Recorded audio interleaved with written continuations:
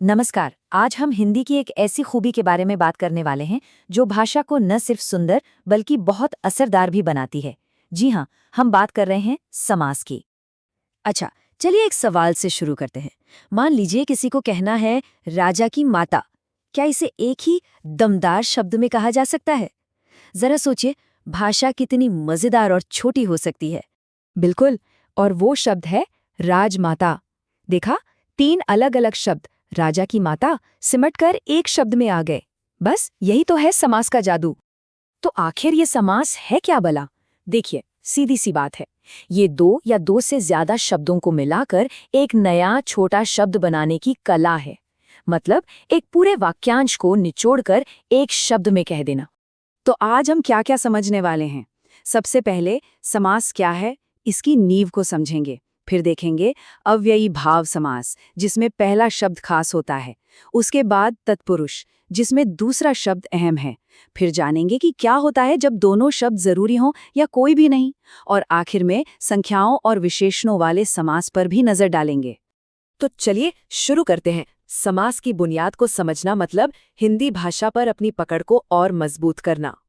तो देखिए, समास का सबसे पहला काम है शब्दों को छोटा और असरदार बनाना। इस बने हुए शब्द को सामासिक शब्द कहते हैं। और जब हम उस छोटे शब्द को वापस उसके असली बड़े रूप में फैलाते हैं तो उस प्रोसेस को कहते हैं विग्रह। हमारे पास इस काम के लिए 6 मुख्य औजार हैं। चलिए एक एक करके इन सबको देखते हैं। तो हमारी टूलकिट का पहला औजार है अव्ययी भाव समास। अब इसके नाम में ही इसका राज छिपा है। इसमें पहला पद मतलब शब्द का जो पहला हिस्सा है वही सबसे जरूरी होता है। इसका सबसे बड़ा नियम ये है कि पहला हिस्सा एक अव्यय होता है। अब अव्यय क्या है? अव्यय वो जिद्दी शब्द हैं जो किसी भी हाल में नहीं बदलते, चाहे लिंग बदल जाए, वचन या काल। और यही पहला हिस्सा पूरे शब्द का मतलब तय कर देता है। जैसे यथाशक्ति को देखिए, यहाँ यथा शब्द मेन है, जिसका मतलब है शक्ति के अनुसार। या फिर प्रतिदिन में प्रति का मतलब हुआ हर दिन, और हाथों हाथ का मतलब एक हाथ से दूसरे हाथ तक। इन सब में देखिए पहला हिस्सा ही पूरे शब्द को ड्राइव कर रहा है। अब आते हैं हमारे दूसरे औजार पर, तत्पुरुष समास। ये अव्ययी भाव से एकदम उल्टा है। यहाँ पहला नहीं बल्कि दूसरा हिस्सा, जिसे उत्तर पद कहते हैं, वो हीरो होता है। तत्पुरुष समास बनता कैसे है?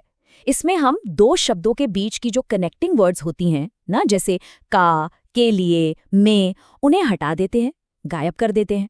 और कौन सा शब्द हटाया गया है उसी से इसके अलग अलग टाइप भी बन जाते हैं। उदाहरण के तौर पर राजमाता में असली बात माता की हो रही है, जो राजा की है। वनवास में असल मुद्दा वास यानी रहने का है, जो वन में हो रहा है। और ऋण मुक्त में भी जोर मुक्त होने पर है। हर जगह दूसरा शब्द ही मतलब का सेंटर पॉइंट है। अब एक मजेदार सिचुएशन देखते हैं। क्या हो अगर दोनों हिस्से बराबर के दमदार हों, या फिर दोनों में से कोई भी जरूरी ना हो बल्कि मतलब कुछ तीसरा ही निकले? इसके लिए भी हमारे पास दो खास तरह के समास हैं। एक तरफ है द्वंद्व समास, जहां दोनों शब्द बराबर के बॉस हैं। जब इन्हें अलग करते हैं तो बीच में और या आ जाता है। दूसरी तरफ है बहुव्रीहि समास। इसमें दोनों शब्द मिलकर किसी तीसरे की तरफ ही इशारा कर देते हैं। यहाँ असली मतलब दोनों शब्दों से परे कुछ और ही होता है।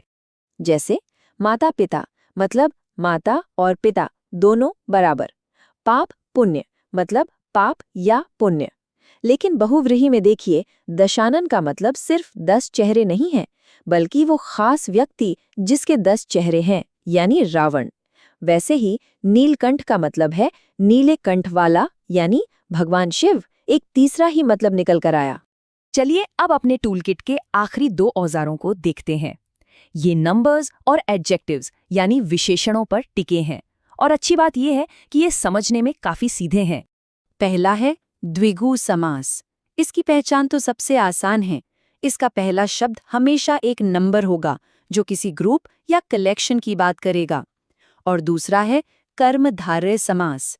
इसमें एक शब्द होता है विशेषण और दूसरा होता है वो संज्ञा जिसकी विशेषता बताई जा रही है। मतलब एक एडजेक्टिव और एक नाउन का रिश्ता। जैसे चौराहा का मतलब क्या हुआ? 4 रास्तों का समूह। शताब्दी मतलब 100 सालों का समूह। देखा, पहला शब्द 1 नंबर है।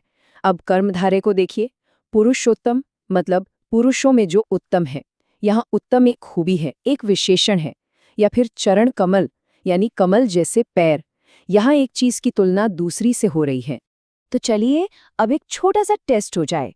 एक शब्द है दशानन। अब इसमें कौन सा समास है? ध्यान से सोचिए। इसका पहला शब्द दश तो 1 नंबर है। तो क्या ये द्विगु समास हुआ? नहीं, जवाब है बहुव्रीहि। और यहीं पर असली खेल है। देखिए, भले ही दश एक संख्या है, पर दशानन शब्द हम किसी भी 10 मुंह वाले के लिए इस्तेमाल नहीं करते। ये शब्द सिर्फ और सिर्फ एक खास व्यक्ति के लिए है, रावण। तो क्योंकि मतलब एक तीसरे व्यक्ति की तरफ जा रहा है, ये बहुव्रीहि समास है। तो ये रहा हमारा पूरा समास टूलकिट एक नज़र में। अव्ययी भाव में पहला शब्द राजा है, तत्पुरुष में दूसरा, द्वंद्व में दोनों बराबर हैं, बहुव्रीहि में कोई तीसरा ही मतलब निकल आता है, द्विगु की पहचान नंबर से होती है और कर्मधारय की विशेषण और संज्ञा के रिश्ते से। बस इतना ही है। तो अगली बार जब भी कोई हिंदी में कुछ पढ़ या सुन रहा हो तो जरा ध्यान दीजिएगा। राजपुत्र, नीलकमल, यथासंभव, दिन भर में ऐसे कितने ही सामासिक शब्द हमारे आसपास होते हैं। अब इस जानकारी के बाद क्या भाषा को देखने का नजरिया कुछ बदलेगा? सोचने वाली बात है ना?